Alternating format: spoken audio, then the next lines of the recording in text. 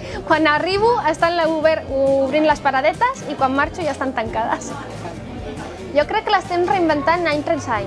Sempre després de cada fira es fa una reunió de la comissió i es valora.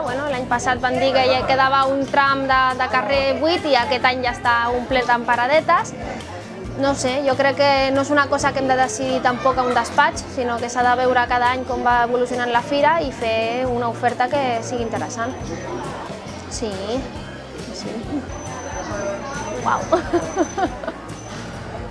Fa uns anys, una amiga meva em va dir que Sant Feliu era una ciutat de sabateries.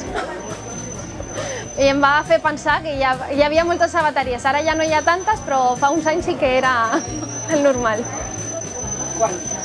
Després del 2025 esperem que ho agafin a les infraestructures.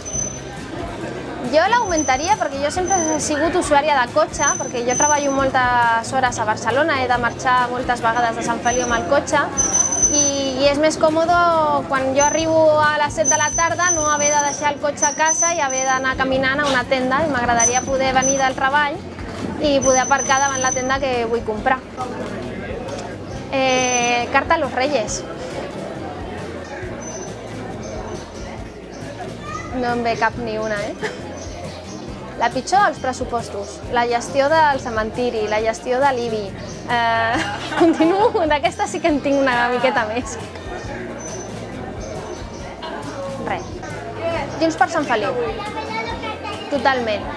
Perquè venia de farem una oposició, serem crítics i tal, i estem veient que no deixa de ser un satèl·lit de l'equip de govern, que sempre poden comptar amb ell, que els aprovarà el que li posin al nas.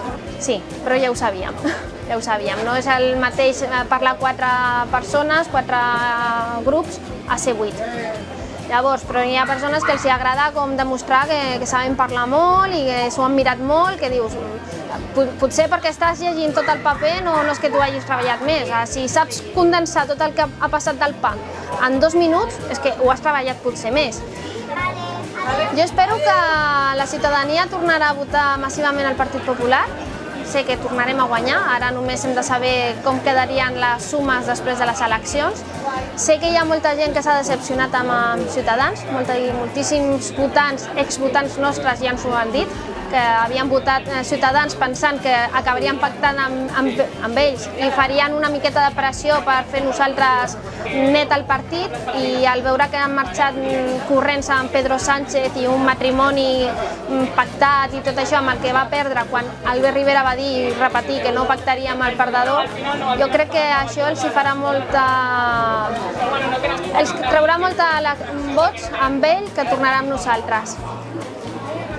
Hillary Clinton. És que la societat és molt diferent.